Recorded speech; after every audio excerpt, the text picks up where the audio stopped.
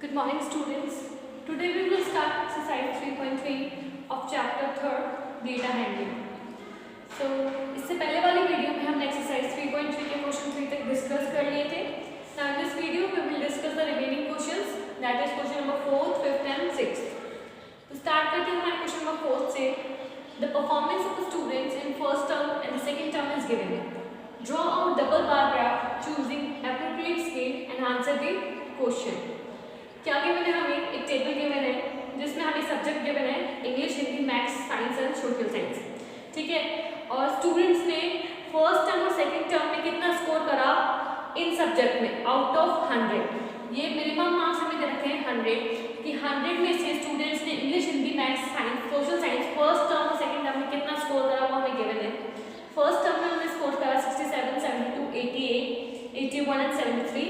Then in second term 70, 65, 95, 85 and then 75. ठीक है. So इस टेबल को कंसिडर करते हुए हमें एक डबल बार ग्राफ ड्रॉ करना है. ठीक है. डबल बार ग्राफ ड्रॉ करना है, उसके बाद उसकी स्केल लिखनी है. क्यों? उसकी स्केल क्या है? एक ग्राफ के लिए सबसे इम्पोर्टेंट उसका पार्ट जो है वो है उसकी स्केल. ठीक है. और फिर जब हम डबल बार ग्राफ को ड्रॉ कर लेंगे उसके बाद हमारे पास कुछ क्वेश्चंस गिवन है सब पार्ट्स में 1, 2, 3. दैट इज फर्स्ट पार्ट हमें गिवन है in which subject has the child improved his performance the most, कि किस सब्जेक्ट में चाइल्ड ने अपनी परफॉर्मेंस को इम्प्रूव करा ज़्यादा.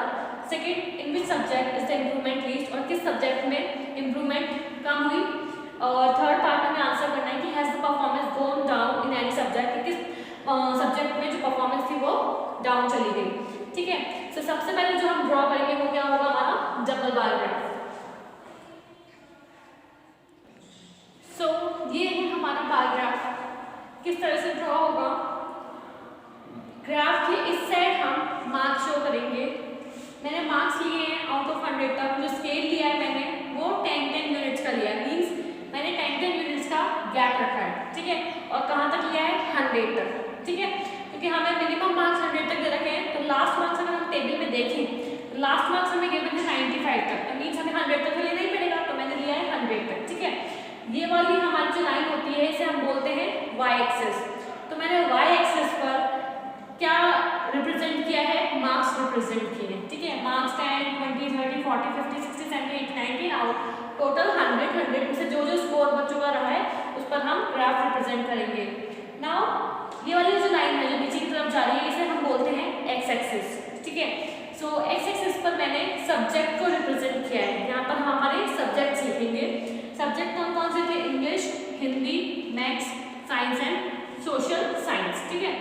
अब जो जिस स्टूडेंट के जिस सब्जेक्ट में मार्क्स आए हम उसको यहाँ से ड्रॉ कर देंगे ग्राफ. सो स्टार्ट करते हैं इंग्लिश में. इंग्लिश में उससे पहले हमने दो फर्स्ट टर्म और सेकेंड टर्म हमारे दो मार्क्स गिवन है. ठीक है. दो टर्म्स के मार्क्स गिवन है. जो फर्स्ट टर्म है वो क्या है? इस तरह से खाली ग्राफ. जो व्हाइट कलर का ग्राफ है विदाउट लाइन वो हमारा फर्स्ट टर्म को शो कर रहा है कि वो फर्स्ट टर्म के मार्क्स है. ठीक है. और जिनमें लाइन बनी हुई है जिस तरह से इस तरह से जो जिसमें लाइन बनी हुई है वो हमारे सेकंड टर्म के मार्क्स को शो कर रहे हैं. ठीक है. सो स्टार्ट करते हैं. सबसे पहले इंग्लिश में फर्स्ट टर्म में मार्क्स आए 67. तो 60 to 70 के बीच में नहीं होगा 67. तो 67 पर हमने ड्रॉ किया. देन इंग्लिश में अगेन सेकंड टर्म में इंग्लिश में ही सेकंड टर्म में इसका स्कोर रहा 70. तो हम 70 पे ड्रॉ करेंगे. तो इस तरह से हमारे बार्स बनेंगे. एक बार दूसरे बार के जस्ट टच में बनेगा बिकॉज हमें डबल बार ग्राफ शो करने हैं. तो एक बार के टच में ही दूसरा बार बनेगा. तो ये हो गया हमारा इंग्लिश का बार ग्राफ. ठीक है. ना हिंदी के रिप्रेजेंट करते हैं. तो सबसे पहले हम रिप्रेजेंट करेंगे फर्स्ट टर्म के. तो फर्स्ट टर्म में मार्क्स आए 72 यहाँ पर. देन सेकंड टर्म में मार्क्स आए 65. 60 और 70 के बीच में 65. तो ये हो गए हमारे हिंदी के मार्क्स. नाउ मैथमेटिक्स में अगर हम देखें सो फर्स्ट टर्म में हमारे मार्क्स थे 88. तो स्टूडेंट्स ने स्कोर करा 88 का आएगा. 80 और 90 के बीच में 88. देन सेकंड टर्म में मैथ्स का स्कोर रहा 95. तो 95 तो 90 और 100 के जस्ट मिड में 95. नाउ देन साइंस में फर्स्ट टर्म में क्या स्कोर रहा 81. तो 80 से जस्ट ऊपर एक लाइन तो 81. देन सेकंड टर्म में स्कोर रहा 85. तो 80 और 90 की जस्ट मिड में 85. Then the last subject is social science. तो सोशल साइंस में फर्स्ट टर्म में मार्क्स रहे 73, सो 70 और 80 की जस्ट मिड में 73, एंड देन लास्ट वन है सेकंड टर्म में कितने मार्क्स रहे 75, तो 80 70 और 80 के जस्ट मिड में 75। तो ये हमारा क्या हो गया, बार ग्राफ हो गया। ठीक है, इस तरह से हमारा क्वेश्चन 4 का बार ग्राफ ड्रॉ होगा। इस साइड हम मार्क्स को शो करेंगे, इस तरफ हम सब्जेक्ट्स को शो करेंगे। जो सिंपल ब्लैंक है उसको हम बोलेंगे सिंपल लाइन, जिसमें कुछ भी लाइन नहीं है, वो हमारा फर्स्ट टर्म के मार्क्स होंगे, जिसमें लाइन से वो हमारे सेकेंड टर्म्स के मार्क्स होंगे। ठीक है, ये तो बार ग्राफ हो गया। अब इसके बाद हमें एक इंपॉर्टेंट चीज शो करनी थी, जो कि थी हमारी स्केल, क्योंकि स्केल के बिना कोई भी जो ग्राफ है वो अधूरा है। तो स्केल कैसे रिप्रेजेंट करते हैं वो भी हमें आना चाहिए। देखो इस लाइन को देखते हैं जो हम जिसपे हमने मार्क्स को रिप्रेजेंट किया है, इसमें मैंने कितने कितने गैप रखा है, 0 से 10, 10 से 20, 20 से 30, 30 से 40, 10 10 का गैप है।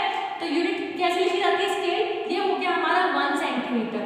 तो 1 centimetre is equals to 10 unit, क्योंकि मैंने जो डिफरेंस लिया है जब सबने जो यूनिट्स का वो कितना लिया है 10 यूनिट्स का।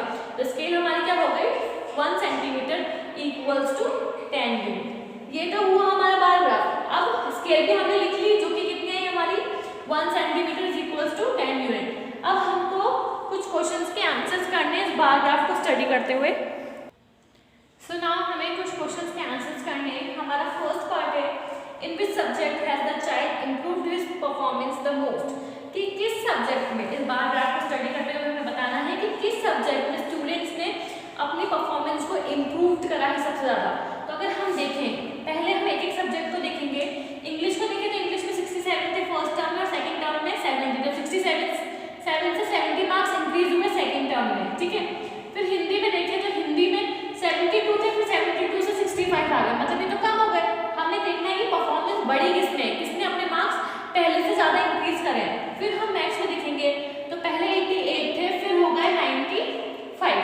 ठीक है, साइंस में देखा तो पहले 81 थे, फिर हो गए 85, और देन लास्ट सोशल साइंस में देखा तो पहले थे 73, देन हो गए 75। तो किस सब्जेक्ट में सबसे ज़्यादा इंप्रूवमेंट आई है, मैथ्स में। पहले 88 थे, फिर हो गए 95, मतलब एकदम से 7 मार्क्स इंक्रीज हुए। ठीक है, बाकी सबके कंपैरिजन में जो मैथ्स की परफॉर्मेंस थी वो क्या हुई, काफ़ी इंप्रूव्ड हुई। तो फर्स्ट आंसर क्या आ गया हमारा, मैथ्स। ठीक है, देन सेकंड हमें गिवन है कि in this subject is the improvement the least, कि किस सब्जेक्ट में जो इंप्रूवमेंट हुई है वो बहुत ना के बराबर हुई है, मतलब 1-2 मार्क्स से इंप्रूवमेंट हुआ है। तो इसमें देखें तो इसमें 3 मार्क्स से हुआ है, 67 से 70 हुआ, 3 मार्क्स का इंक्रीज हुआ सेकंड टर्म में। इसमें देखें तो 72 से 65 में तो डाउन चला गया, बिल्कुल ही इंक्रीज नहीं हुआ पर बिल्कुल डाउन चला गया। इसमें इंक्रीज हुआ 7, 88 से 95 बढ़ गए, तो ये हुए 7 मार्क्स इंक्रीज। उसके बाद अगर हम साइंस में देखें तो 81 से 85 कितने मार्क्स इंक्रीज हुए, 4 मार्क्स। और सोशल साइंस में अगर हम देखें तो फर्स्ट टर्म में थे 73 और सेकंड टर्म में हो गए 75, तो सिर्फ कितने मार्क्स बढ़े, 2 मार्क्स बढ़े। और हमसे पूछा ये कि किस सब्जेक्ट में जो इंप्रूवमेंट है वो बहुत कम हुई है, तो किसमें हुई है, लास्ट वाले सब्जेक्ट में, दैट इज सोशल साइंस में। जो सोशल साइंस में जो इंप्रूवमेंट है वो क्या है, बहुत कम है, ना के बराबर है। उसमें फर्स्ट टर्म में 73 थे और सेकंड टर्म में 75, सिर्फ 2 मार्क्स का इंक्रीमेंट हुआ है। तो हमारा आंसर आ गया social science. Now the third part is, has the performance gone down in any subject, कि किस परफॉर्मेंस में जो परफॉर्मेंस है किस सब्जेक्ट में परफॉर्मेंस डाउन गई है। तो अगर हम सारे सब्जेक्ट्स को देखें तो जो हिंदी है, हिंदी सिर्फ ऐसा सब्जेक्ट है जिसमें हमारी परफॉर्मेंस डाउन गई है। बाकी इंग्लिश, मैथ्स, साइंस और सोशल में फर्स्ट टर्म के कंपैरिजन में जो दूसरा सब्जेक्ट सेकंड टर्म है उसमें मार्क्स बढ़ ही रहे, पर हिंदी में क्या हुआ कि फर्स्ट टर्म में तो आ गए 72 और सेकंड टर्म में आ गए 65। तो परफॉर्मेंस डाउन हुई ना, परफॉर्मेंस डाउन इसलिए हुई क्योंकि 72 से सीधा 65 आया। तो हमारा कौन सा सब्जेक्ट हुआ, वो Hindi. Now let's come to the next question, that is question number 5. Consider the data collected from a survey of a colony. एक कॉलोनी में सर्वे हुआ था जिसमें से डेटा कलेक्ट किया गया है, हमें उसको स्टडी करना है। फेवरेट स्पोर्ट्स से रिलेटेड एक सर्वे हुआ था जिसमें cricket, basketball, swimming, hockey and athletics के डेटा कलेक्ट करे गए कि कितने जने हैं जो वॉचिंग करते हैं, सिर्फ देखते हैं गेम्स को, और कितने लोग इनमें पार्टिसिपेट करते हैं, तो इसका डेटा कलेक्ट हुआ। तो वॉचिंग में क्या हुआ कि 1 to 40 लोग क्रिकेट देखते हैं और पार्टिसिपेट कितने करते हैं, 6 to 0। ऐसे ही बास्केटबॉल में देखते 470 और खेलते कितने पार्टिसिपेट कितने करते हैं, 320। उसी तरह से स्विमिंग में 510 देखते हैं और पार्टिसिपेट कितने करते हैं, 320। उसी तरह से हॉकी में देखते 430 हैं और पार्टिसिपेट कितने करते हैं 250। एथलीट में देखते 250 हैं और पार्टिसिपेट कितने करते हैं 105। तो इस अगेन हमको क्या करना है, इस डेटा को कंसिडर करते हुए हमें तीन गिवन है, इनके आंसर्स करने हैं। सबसे पहले पार्ट में हमें क्या करना है, draw bar graph, choosing appropriate scale and what do you infer from the bar graph. सबसे पहले हमें एक डबल बार ग्राफ बनाना है अगेन और उसकी स्केल लिखनी है, ठीक है। और फिर हमें बताना है कि इस बार ग्राफ से हमें क्या पता लगता है। फिर दूसरे पार्ट में हमें बताना है कि विच स्पोर्ट्स इज मोस्ट पॉपुलर, कि कौन सा स्पोर्ट जो है वो मोस्ट पॉपुलर है, जो सबसे ज्यादा खेला जा रहा है, देखा जा रहा है, ठीक है। Now the third part is which is most preferred watching और पार्टिसिपेटिंग इन स्पोर्ट्स, और ये बताना है कि सबसे ज्यादा जो लोग हैं वो देखना पसंद कर रहे हैं या पार्टिसिपेट करना पसंद कर रहे हैं स्पोर्ट्स में। तो सबसे पहले हम बार ग्राफ ड्रॉ करेंगे। इस तरह से हमारा कुछ बार ग्राफ ड्रॉ होगा, ठीक है। इस तरफ हम वो डेटा लिखेंगे जितने कि जो पार्टिसिपेट कर रहे हैं, वॉच कर रहे हैं, ठीक है, वाई एक्सिस पे, और एक्स एक्सिस पे हम अपने स्पोर्ट्स लिखेंगे। कौन कौन से, cricket, basketball, swimming, hockey and athletics. ये किस पे आएंगे, हमारे एक्स एक्सिस पे आएंगे। नाउ हमको रिप्रेजेंट करने की वॉचिंग एंड पार्टिसिपेटिंग, तो वॉचिंग के लिए मैंने W लिखा है और पार्टिसिपेटिंग के लिए T लिखा है। तो क्रिकेट की बात करते हैं सबसे पहले, तो वॉचिंग कितने करते हैं 1 to 40, तो ये किसके बीच में आएगा 1200 एंड 1300 के बीच में 1 to 40। देन क्रिकेट में पार्टिसिपेट कितने करते हैं 620, तो 600 700 के बीच में आएगा 620। तो ये हो गया हमारा क्रिकेट का। देन बास्केटबॉल में वॉचिंग कितने करते हैं 470, तो 470 किसके बीच में आएगा 400 एंड 500 के बीच में नहीं 470, ठीक है। देन पार्टिसिपेट करते हैं इसमें 320, तो किसके बीच में आएगा ये 300 और 400 के बीच में, ठीक है। तो ये आ जाएगा हमारे पार्टिसिपेटिंग। देन स्विमिंग में वॉचिंग कितने करते हैं 510, तो ये 500 600 के बीच में 510, ठीक है। और पार्टिसिपेट कितने करते हैं 320, तो अगेन किसके बीच में आएगा 300 400 के बीच में 320। देन हॉकी में वॉचिंग करते हैं 430, ठीक है, और पार्टिसिपेट करते हैं 250, तो 200 और 300 की 10 मिनट में 250। देन एथलीट को वॉच करते हैं 250 अगेन मिड में 200 और 300 के, और पार्टिसिपेट करते हैं 105, तो 100 और 200 के बीच में गए 105। तो ये हो गया हमारा बार ग्राफ। अब हमको इसकी स्केल बतानी है, ठीक है, which is the integral part of any graph. तो स्केल क्या होगी, देखो इस बार जो डिफरेंस चला है हमारा कितने का चल रहा है 100 100 100 100 100 100 100 200 300 400 500 600 कितने का गैप चला है 100 का। तो स्केल कितनी हो गई 1 सेंटीमीटर इक्वल्स टू 100 यूनिट, हमने 100 यूनिट का गैप लिया है, ठीक है। सो ये हुआ हमारा बार ग्राफ और स्केल हुई 1 सेंटीमीटर इक्वल्स टू 100 सेंटीमीटर। अब इसके कुछ क्वेश्चंस हैं जिनके हमें आंसर्स करने हैं, तो हम देखते हैं what do you infer from the bar graph. हमसे पूछा गया है कि हमें ग्राफ से क्या पता लग रहा है, तो हमें ग्राफ से क्या पता लग रहा है, by observing the double bar graph we conclude that most of the people like watching cricket, ठीक है, and participating cricket while least number of people like watching and participating in athlete, ठीक है। अगर हम बार ग्राफ को ध्यान से देखें तो हमें ये पता चलता है कि सबसे ज्यादा देखने वाले और पार्टिसिपेट करने वाले जो लोग हैं वो किसमें है क्रिकेट में। सबसे ज्यादा देखने का काम क्या करते हैं 1 to 40 क्रिकेट में करते हैं, और पार्टिसिपेट भी सबसे ज्यादा किसमें कर रहे हैं क्रिकेट में कर रहे हैं, और सबसे कम देख भी रहे हैं और हिस्सा भी किसमें ले रहे हैं एथलीट में। तो ये चीज हमें किससे पता लगती है बार ग्राफ की स्टडी से पता करते हैं, ठीक है। देन सेकेंड पार्ट है हमारा कि विच स्पोर्ट्स इज मोस्ट पॉपुलर, कि कौन सा स्पोर्ट्स मोर पॉपुलर है। सो डेफिनेटली कौन सा होगा क्रिकेट होगा, क्योंकि क्रिकेट में क्या है ज्यादा देख भी रहे हैं और ज्यादा पार्टिसिपेट भी कर रहे हैं। तो कौन सा स्पोर्ट्स हमारा मोस्ट पॉपुलर हो गया। So by consider the bar graph, अगर हम बार ग्राफ को देखें तो by observing the double bar graph we can conclude that people who like watching and participating in cricket है ना is the tallest among all the bars, ठीक है। इसके जो बार है वो सारे बार के कंपैरिजन में टॉलेस्ट है। सो हम क्या कह सकते हैं, so the cricket is the most popular sports. तो सेकंड का आंसर क्या आ गया हमारा cricket. Now the third part is which is most preferred watching और पार्टिसिपेटिंग इन स्पोर्ट्स, कि कौन सा सबसे ज्यादा किया जा रहा है, देखने वाले ज्यादा है कि पार्टिसिपेट करने वाले ज्यादा है।